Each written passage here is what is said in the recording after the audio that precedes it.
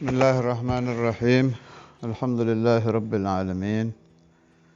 Allahumma salli ala Sayyidina Muhammad wa ala ali Sayyidina Muhammad. Amma ba'd. Al-majalis Ar-Ramadaniyah hari ke-10. Pembahasan tentang ruh. A'udzu billahi minasyaitonir rajim. Bismillahirrahmanirrahim. Qulir ruhu min amri rabbi wa ma utitum minal ilmi illa qalila. Katakan oleh kamu, wahai Sayyidina Muhammad, ruh itu urusan saya Allah. Ruh itu urusan saya. Wa ma utitum, dan tidaklah kalian diberi minal ilmi, dari ilm, illa qalila, kecuali sedikit. Di Zubad ibn Ruslan, Al-Imam ibn Ruslan, "War-ruhu ma akhbar anha al-mujtaba fanumsikul maqala anha adaba." Enggak bilang enggak bisa lah ya, adaba. Fanumsikul maqala anha adaba. Ya khair Imam ibn Ruslan. Waruhu, dan ruh itu ma akhbara anhal mujtaba, yang mana Rasulullah SAW telah memberitahu pembahasan tentang ruh. Itu aja udah, jangan dalam-dalam, maksudnya begitu. Fanumsikul maqala, maka kami yang ulama ya, beliau maksudnya kelompok ulama, numsikul magal, pembahasan nggak boleh dipanjang-panjang ini, dipegang. Kami memegang pembahasan tentang ini adab, karena adab, ta'adduban ma'a Rasulullah SAW. Kalau orang udah ngomong, saya nggak berani bahasa, takut kurang sopan sama fulan, sama alim fulan, sama fulan. Kayak Habib siapa itu yang ahli kasyaf, biasanya di majelis itu setelah sholat apa setelah apa gitu. Pokoknya ada satu majelis, si Habib ini biasanya adatnya beliau itu ngasih nasihat, ya bahas kada. Tahu-tahu satu hari kebiasaan itu beliau hilangkan, diem aja, diem sampai akhir majelis, nggak ngomong apa-apa. Akhirnya selesai majelis, ditanya, kenapa antum tadi tidak membahas? Oh, bagaimana saya mau bahas? Saya lihat Sayyidina Abdurrahman bin Abdullah bin Faqih Alamatud Dunya yahdhur li sama'i qasidatih. Jadi ada qasidah Alamatud Dunya dibaca, ruh beliau hadir. Si Habib ini ta'adduban, fanumsikul maqala, gara-gara hadirnya Alamatud Dunya, adaba, karena adab. Jadi kadang kita kalau ada orang besar hadir di majelis, uskut, jangan pakai bahasa aneh-aneh, kecuali disuruh ya, kecuali amr, kecuali disuruh. Adaban ma'hum, khususan ahlu tarim, lulusan tarim. Kalau kita baca di riwayat-riwayatnya itu jaga betul ini tentang adab. Kalau tidak ada amr, nggak berani ceramah, nggak berani taklim di depan guru beliau atau orang yang magamnya di atas si penceramah tadi. Penting itu, jaga adab. Lalu kenapa saya membahas, apa saya lancang? Ya Hanno itu, Imam Ibn Ruslan bilang fanumsikul maqala anha adaba, kok saya bahas. Bukan, jangan salah paham. Ini Al-Majalis Ar-Ramadaniyah ini hari ini kan hari ke-10. Ya, hari ke-10 itu hari terakhir awwaluhu rahmah. 10 hari pertama kan, ini hari ke-10 ini. Jadi dengan niat mendapatkan rahmat Allah Ta'ala, mudah-mudahan kita diberi faham tentang ar-ruh.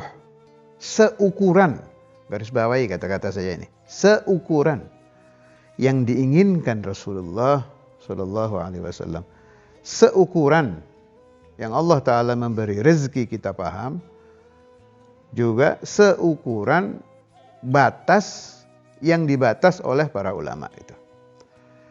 Jadi begini, maksudnya tidak boleh membahas ruh itu. Yang tidak boleh al-khawd, menyelam terlalu dalam. Kalau mengerti, harus wajib mengerti tentang ruh itu. Ini ada salah paham di sini. Kalau kita sedang membahas ruh, kadang orang teriak, wah boleh itu. Qulir ruhu min amri rabbi wa ma utitu minal ilmi illa qalila. Balik saya tanya, qulir ruhu min amri rabbi itu bahasa apa? Bahasa Arab. Bahasa Arab ada artinya? Enggak ada. Lah masa kita suruh nggak paham satu ayat Quran? Itu kan satu ayat. Berarti adanya ayat gulir ruhu bin amri rabbi diturunkan, kita harus paham tentang ruh. Cuma tidak boleh al-khawd. Mirip-mirip ini, mirip-mirip urusan tauhid itu juga banyak salah paham itu. Kalau kita bahas tentang ilmu tauhid, dibilang apa? Saya sering dengar waktu ngaji, awal-awal ngaji di Giren itu banyak orang komentar ke saya dan ke teman-teman, jangan dalam-dalam ngaji tauhid, nanti gila. Saya ingat jawabannya Ki Ahmad waktu itu. Wah, kok jangan dalam-dalam ngaji tauhid? Orang yang paling dalam ngaji tauhid itu Rasulullah kok. Yang paling dalam pemahaman tauhid Rasulullah, yang paling dalam mengajarkan tauhid itu Rasulullah SAW. Kok bilang jangan dalam-dalam? Itu ada salah paham di situ. Harus kita membahas tauhid seukuran ini garis bawahi lagi, saya ulang ini banyak salah paham di sini. Seukuran yang telah ditetapkan oleh ulama tauhid, oleh ulama ahli sunnah wal jamaah.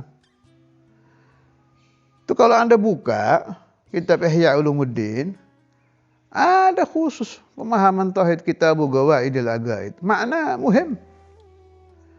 Al-Imam Al-Ghazali rahimahullah wa nafa'ani wa iyyakum wal ahbabi asrar fid darain amin.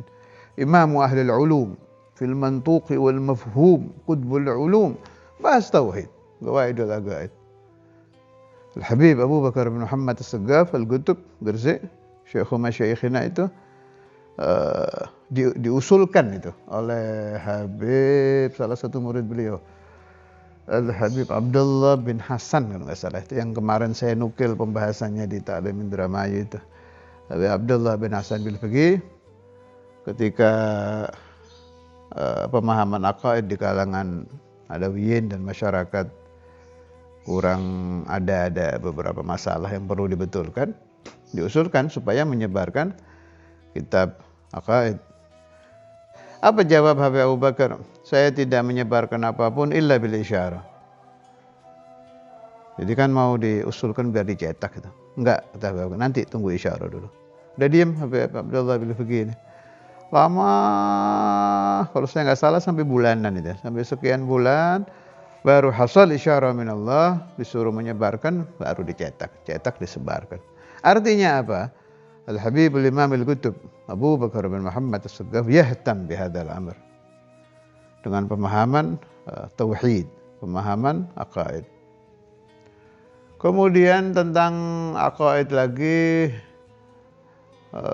akidah Sanusiyah itu dikenal di negara-negara Arab itu dengan, termasuk di Mesir dan lain-lain itu, saya baca di kitab-kitab itu, dengan al-aqidatul masyhurah.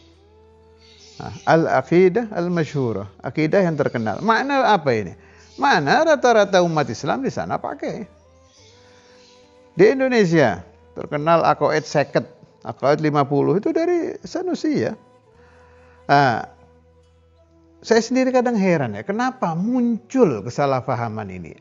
Kenapa bisa muncul ini kesalahpahaman tentang jangan dalam-dalam belajar tauhid, jangan dalam-dalam mikirin ruh. Ternyata jawabannya karena kurang menghadirkan pikiran Anda sendiri ketika Anda memahami ayat tentang ruh, ketika Anda memahami ayat tentang Allah, hadis Rasulullah SAW tentang Allah dan tentang pemahaman tauhid. Padahal itu nanti paling satu kalimat aja yang salah paham itu. Atau kalau salah paham terlalu kasar yang kurang paham. Gara-gara satu kalimat aja. Nah, Ustadzul Imam, Syekhuna Imamuna, Imam Al-Qutub Al-Habib Abdullah bin Abdul Qadir Al-Faqih, itu waktu beliau, kalau Ramadan dulu kan Ustadzul Imam ngajar tafsir itu. Yang sering Jalalain. Kadang juga Ihya, kadang juga Khazin, tapi yang sering memang Jalalain. Itu waktu pertama Alif Lam Mim itu, tentang Alif Lam Mim itu rata-rata di kitab-kitab kan Allahu a'lamu bimuradihi bidzalik, begitu. Allah lebih tahu tentang makna ini. Ada pembahasan bagus dari Ustadzul Imam itu. Beliau bilang gini, menurut Al-A'immat, di antara yang beliau sebut, ini yang saya ingat, ini berdasarkan ingatan saya. Jelas yang beliau sebut lebih banyak, saya sedang tidak baca catatan saya. Yang beliau waktu itu nyebut fulan gitu, banyak yang disebut. Yang saya ingat aja nih, Al-Imam Al-Hasan bin Ali, kemudian Sayyidina Ali, saya nggak salah ingat disebut juga oleh Ustadzul Imam dan beberapa a'immat lain. Tidak ada, ini perhatikan ini, tidak ada satu ayat pun yang tidak bisa difaham dari Al-Quran. Ini bukan Ustadzul Imam menentang ada mutasyabihat, bukan loh, jangan salah paham ke sana. Beliau waktu sampai di ayat mutasyabihat tuh pembahasannya bagus. Memang ada muhkamat, ada mutasyabihat. Ini lagi nggak ke sana ini. Jadi logikanya gini loh. Al-Quran diturunkan untuk insan, untuk manusia kan. Pakai bahasa Arab. Nah, berarti tujuan bahasa itu kan komunikasi. Komunikasi itu harus si penyampai tersampaikan apa yang diucapkan, kemudian si pendengar memahami secara sempurna yang diucapkan. Makna tiap ayat harus dipaham, termasuk alif lam mim gitu. Tuh, itu macam-macam yang mulia nyebut. Alif lam mim, makna alif kadza, lam kadza, mim kadza, macam-macam. Yang saya ingat malah yang dari Muallim Dimyati itu. Saya kira Muallim Dimyati juga dari Imamen. Alif Allah isyarah. Jadi alif kan, alif lam lam ha. Berarti pertama alif Allah. Ya. Ini sayang saya nggak bisa disuting ini. Ini ada itu doa kaifiyah. Saya dapat dari Syarifah Salihah itu. Beliau dapat dari siapa itu? Habib Imam Al-Qutub Ahmad bin Hasan Attas bi isnadiha ya. Itu jari ini bisa dibentuk alif lam lam ha. Jadi yang kapan-kapan insyaallah di Ta'lim Indramayu biar bisa dilihat caranya. Ini dibulatkan gitu. Nah, alif lam lam ha. Allah. Jadi alif lam mim, alif kan huruf pertama alif lam lam ha berarti makna Allah. Kemudian mim isyarah tentang Muhammad sallallahu alaihi wasallam. Lam isyarah tentang Jibril, kan akhir hurufnya lam, Jibril. Maka alif lam mim isyaratun bi anna Allah anzala al-Qur'ana minhu lin Nabi Muhammadin sallallahu alaihi wasallam biwasitati Jibril gitu. Ini salah satu tafsiran.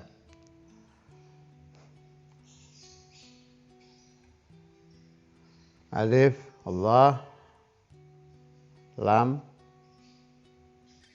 Jibril, mim Muhammad gitu. Dari Allah wasita Jibril sampai ke Sayyidina Maulana Muhammad. Yang mau saya nukil dari pembahasan yang mulia tadi itu, tidak ada ayat yang tidak bisa dipahami. Jadi memang harus dipahami. Begitu juga tentang gulir ruhu min amri rabbi wa ma utitu minal ilmi illa qalila. Maka kayak golila itu. Golila sedikit berarti kan paham. Ada pemahaman meskipun sedikit. Dari golila ini kita pahami tentang roh. Seukuran yang diterangkan oleh ulama. Alhasil itu pemahaman saya. Kalau memang benar, ya minallah. Kalau tidak benar, mudah-mudahan dibenarkan oleh Allah Ta'ala entah dengan cara apa. Jadi saya tetap mengikuti pendapat ruh harus dibahas. Kenapa? Limadha? Sebab gak bisa kita melepaskan diri dari memahami ruh yang tiap hari kita bersihkan itu si ruh. Kita sholat ini ya, sholat khusyuk itu tempatnya di mana? Di ruh. Hubbu Rasulillah sallallahu alaihi wasallam tempatnya di mana? Di ruh. Syahwat yang muharramat yang diharamkan oleh Allah Ta'ala tempatnya di mana? Di ruh, mengotori ruh itu. Al-ghadab, marah tempatnya di mana? Di ruh. Ar-riya, ingin dipuji, merasa lebih dari orang lain. Sembrono, ini semua tempatnya di ruh. Maka harus kita pahami. Adapun ini kalau paham saya ya, gulir ruh min amri rabbi wa ma utitu minal ilmi illa qalila, itu malah itu kita diingatkan. Ini sulit loh memahami ini. Kalau itu benar, memang susah memahami ruh ini. Ruh kita sendiri, nggak usah ruh orang, memahami ruh ini susah. Masalahnya ruh kan nggak bisa dilihat. Ente berdiri di kaca yang kelihatan jasad, tapi ada ruh di situ. Dan imamuka fi hayatika ruhuka. Ente menjadi orang tersesat, menjadi orang sok tahu, menjadi orang baik, menjadi orang soleh, menjadi orang tawadhu, itu ruh Anda yang menjadi imam Anda itu. Kalau aqaid Wali Songo itu aqaid seket, nah itu ada keterangan saya dengar dari Kiai Ahmad. Terus ada kitab Tauhidnya Sunan Bonang yang pernah ditemukan, isinya sama dengan Qaidul Imam Al-Asy'ari. Hanya yang saya tidak berani memastikan itu apakah yang kalau Kiai Ahmad bilangnya Sanusia. Aqaid yang dibawa Wali Songo itu aqaid seket, aqaid Sanusia. Bidalil, kata beliau, di Masjid Demak itu ada ukiran keliling itu. Nggak tahu sekarang masih ada nggak. Kalau pas saya ziarah dulu masih ada itu, di atasnya itu. Wujud Kidambaga. Terus bidalil lagi, kalau ini dari Kiai Hasani, yang muntasyirah di waktu beliau ngajar, apa waktu beliau ngajar saya, apa waktu ngajar di taklim saya lupa. Pokoknya dari Kiai Hasani kalau ini. Yang muntasyirah di Indonesia ini kan aqaid seket. Sedangkan pemahaman orang-orang Indonesia ini kan dari kiai, dari guru, sampai guru pertama Wali Songo. Nah, masa yang muntasyir aqaid seket atasnya enggak, ya kan nggak mungkin. Makul, itu masuk akal. Tapi saya lebih condong ke pendapat aqaid Asy'ariyah. Saya kalau untuk memastikan aqaid Sanusia, wallah alam, saya lebih condong aqaid Asy'ariyah. Kalau itu positif. Memang yang dibawa oleh Wali Songo itu akidah Al-Imam Abul Hasan Al-Asy'ari. Saya punya alasan untuk pakai pendapat itu tanpa su'ud adab kepada pendapat para masyayikh. Pendapat ya, bukan hukum kan. Karena saya lihat Wali Songo itu kan 3 periode ya. 3 periode. 3 ada yang bilang 4, ada yang bilang lebih 4. Yang jelas tidak sekali kan. Saya kira kalau ba'du Wali Songo masih masuk. Sebagian Wali Songo masih masuk untuk aqaid seket yang punyanya Imam Sanusi. Tapi kalau kita lihat Syekh Subakir, terus itu kayaknya tahunnya kok belum itu ya. Saya belum meneliti secara tuntas itu. Saya belum meneliti secara detil, bukan tuntas, secara detil. Kan nanti tinggal dilihat aja. Imam Sanusi itu kan tahun 800-an. Syekh Subakir itu tahun berapa? Nah, menentukan Syekh Subakir tahun berapa ini ruwet jadi. Kekurangan kita kan catatan-catatan tentang Wali Songo itu simpang siur dan bilang gini, alhasil namanya juga sejarah ya. Karena tidak jelas, saya tidak berani memastikan aqaid kita yang dibawa oleh Wali Songo itu Wali Songo semua. Kalau tahunnya Wali Songo ini di atas tahun 800, ini yang saya maksud 800 Hijriah ya, itu makgul. Berarti mereka hidup setelah zamannya Imam Sanusi. Itu mungkin Wali Songo yang periode akhir bisa jadi. Kan ada itu Sunan Sapa itu yang tahun 1000 sekian.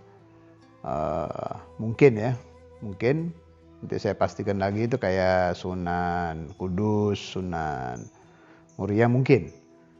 Pokoknya cari aja yang Wali Songo tahun 800 ke atas. Itu bisa jadi mereka membawa Aqaidul Khamsin. Tapi kalau yang tahun sebelum 800 ya nggak mungkin dong.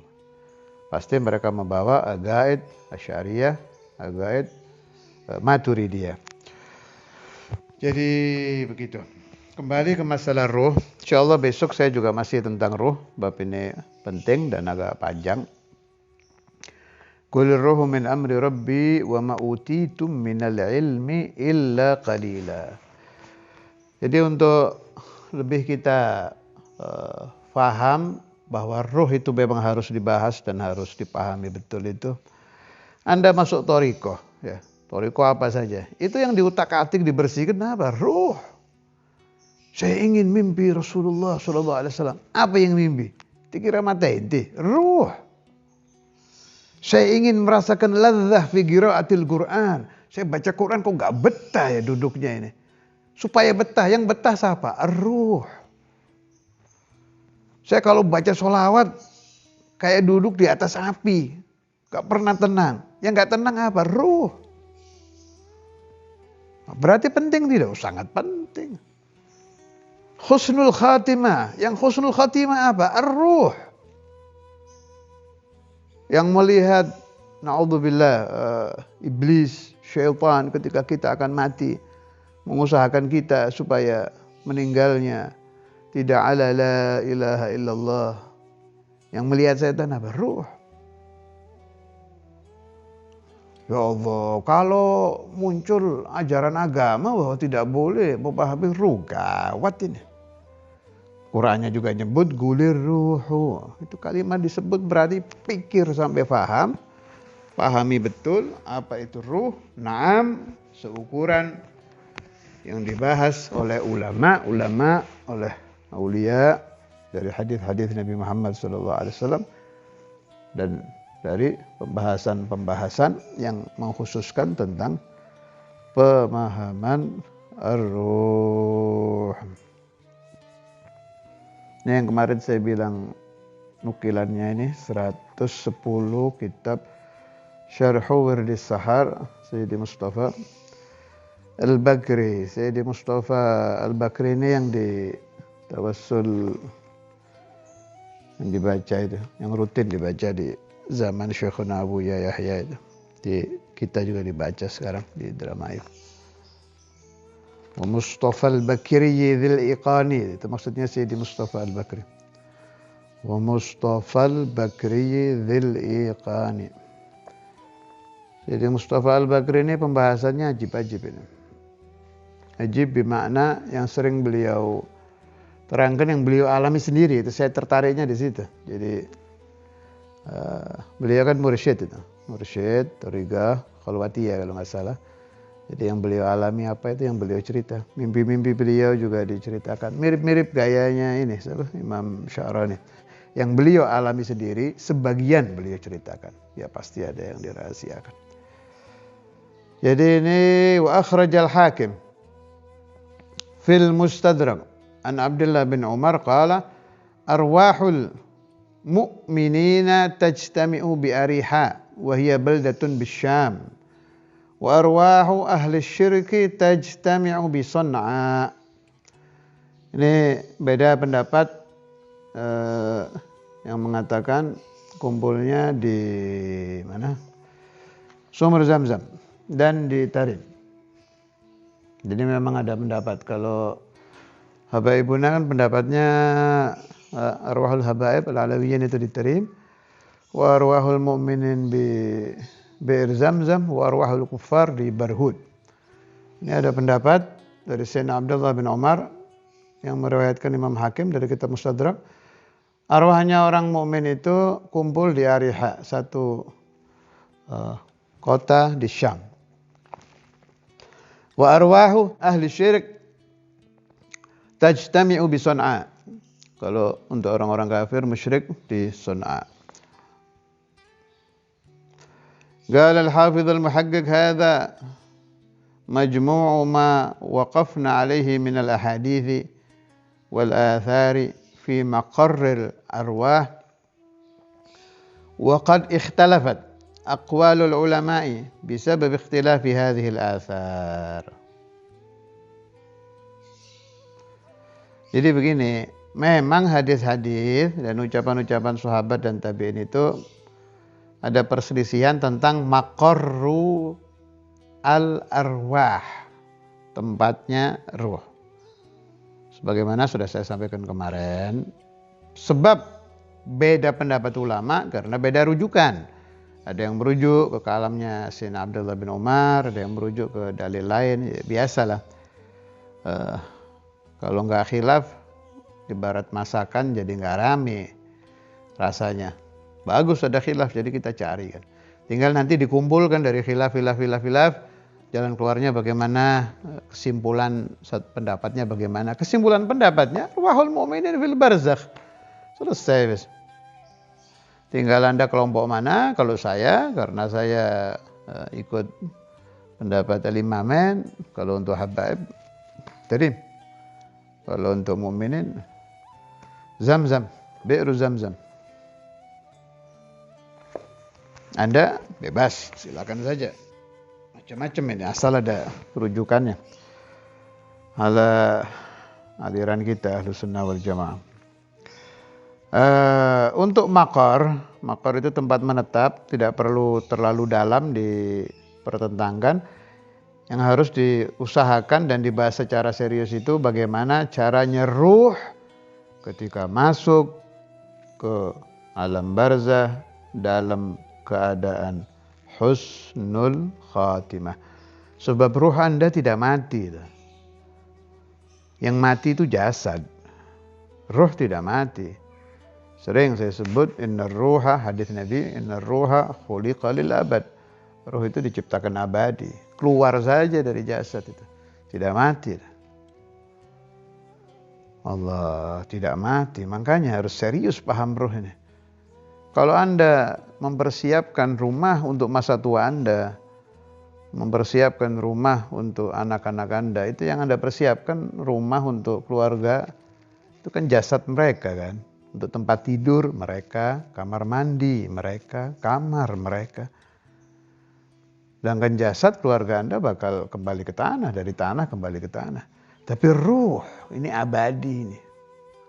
Perlu diadakan persiapan untuk keselamatan arwahul aulad, arwahul banat, arwahul ahfad, arwahul dzurriyyah, arwahul talamid, arwah orang-orang yang Anda sayang, supaya arwah mereka, ruh mereka di alam akhirat bisa berkumpul di tempat yang paling baik, yaitu tempat berkumpulnya arwahul muqarrabin wal anbiya wal mursalin yang dipimpin oleh ruh Rasulullah sallallahu alaihi wasallam. Nas'alullah as-salamah wa nas'alullah al-afiyah wa nas'alullah al-ijabah wa nas'alullah ar-rahmah wa nas'alullah al-maghfirah wa nas'alullah al-'itq minan nar ونسأل الله حسن الخاتمة لنا ولهم وإلى حضرة النبي بجاه النبي محمد صلى الله عليه وسلم وإلى حضرة النبي. الفاتحة.